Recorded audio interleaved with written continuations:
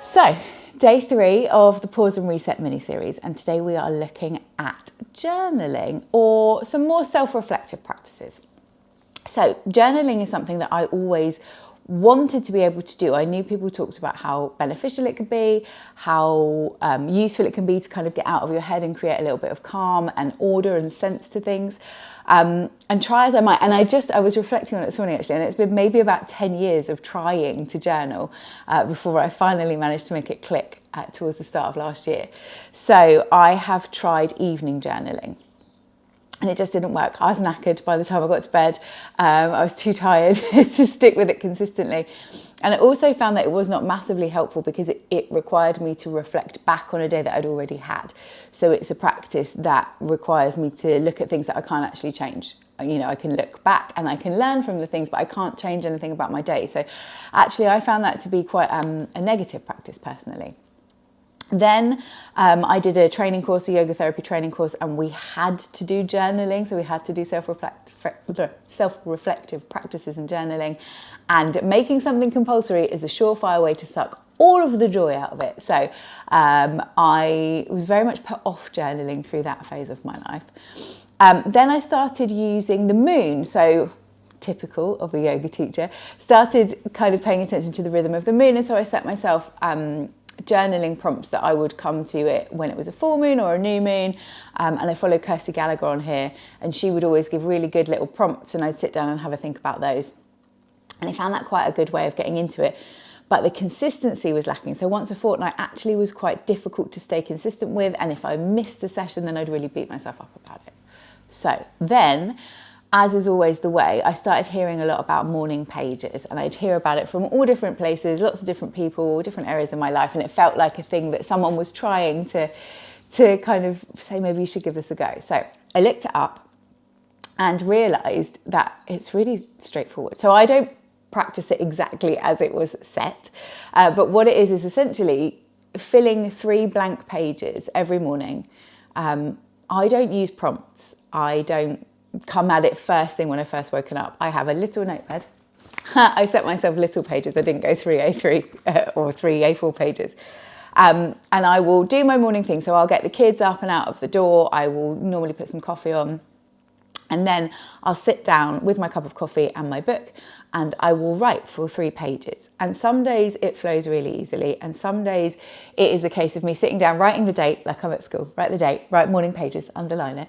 And then I just start writing going, I don't really know what I'm going to talk about today. I don't really know what's in my head. And as soon as you start writing, and you're writing everything that's in your head, actually it starts to flow quite quickly. And then it really allows me to kind of create that break. So I have the chaos of the morning of getting the kids out of the door, making sure everyone's sorted and settled and out.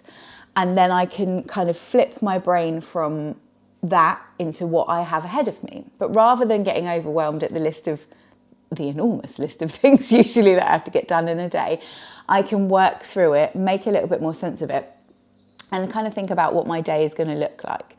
I do find that a lot of my morning pages circles around work and structure and how am I going to fit everything in. But I know other people will use it for more personal issues, and it's just I found it a really good way of making sense of my really kind of fuzzy, chaotic brain in the morning. And I try to stick to it consistently. And if I stick to it daily, that was a big thing I was going to say actually. I actually don't stick to it daily. And I think it's important to make a routine that works for you. So there is absolutely no hope of me getting near a journal or journaling at a weekend. So I don't do it. I don't do weekends. I'll try and do Monday to Friday daily, unless I just can't fit it in. It takes about 20 minutes for me to write it. And on the days when I know when I'm consistent with it, they're the days that I feel like I don't need it. And then if I let it slip, that's when life starts to get really chaotic and overwhelming. So December was a month where I really let it slip, and I found my brain just got really busy and chaotic. So I have learnt that it is a practice that I need to stick with, and I'll try and get to it at least 3 times a week. Most mornings, just sit down. Some days I haven't got enough time, so I'll just do 1 page, but it's enough to get into my thoughts and kind of order them rather than the full 3 pages. So that's my take on journaling. I'm going to send this out as an email. We're going to do a little practice in a minute anyway, for if you haven't got time. So stick with me. I'm going to send out an email with a little bit more information about morning pages, how it work. And I'm also going to send out a couple of PDFs, because when you're first starting, sometimes it is useful to have prompts. And again, I want to come at it from that morning perspective. So that idea about what is coming up in my day, what challenges am I expecting to face? How would I like to navigate them? Is there anything that I can do to make life a little bit easier?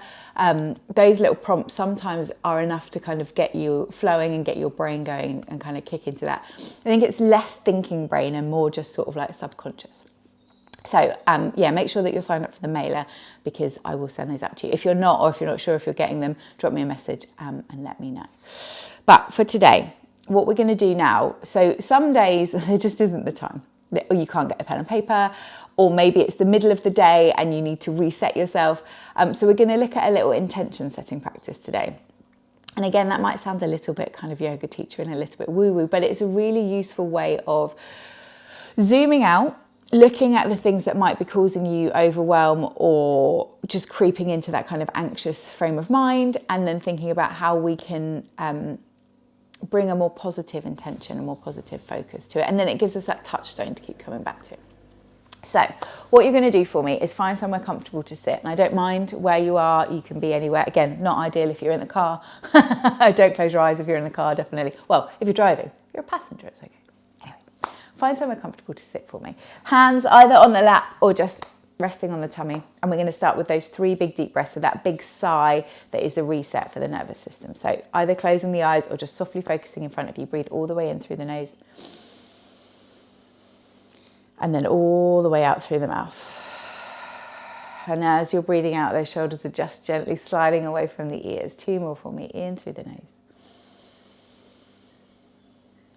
Out through the mouth.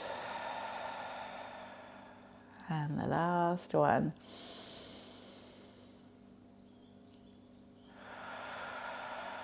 And then I want you to let that breathing just settle back to a natural rhythm.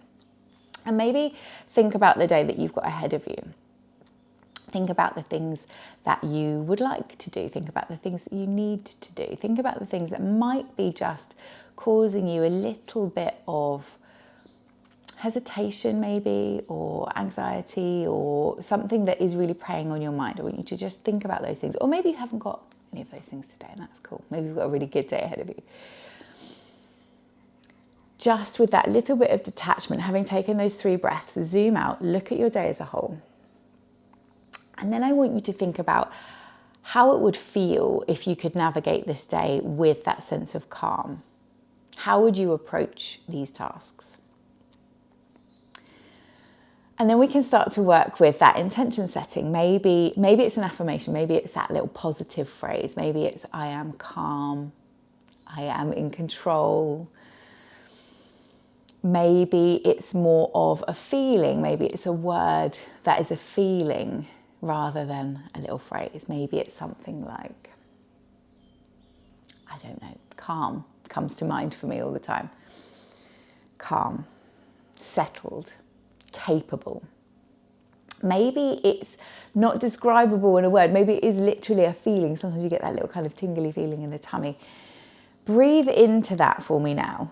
Just really allow that feeling to settle. That kind of calm, confident smile on your face. You're thinking about that swan pedaling furiously under the water, but smooth, calm and serene on the top. Breathing in. We're going to take another 3 breaths just here, really thinking about how you would like to feel through your day, that little touchstone. Maybe sighing it out. Again, you're repeating, maybe calm, confident, in control, able to zoom out, able to get perspective. And then what I want you to do before we finish this up is just remember that at any point when life is creeping in and that overwhelm is starting to knock at the door, you have this to come back to.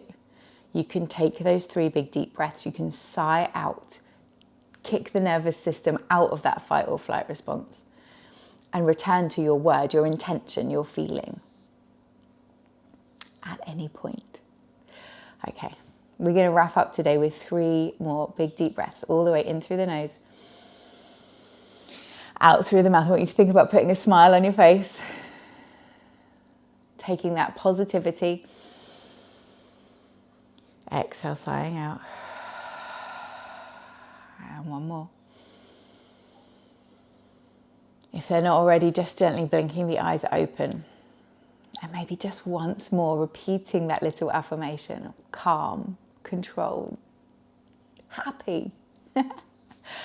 And then you're ready for the rest of your day.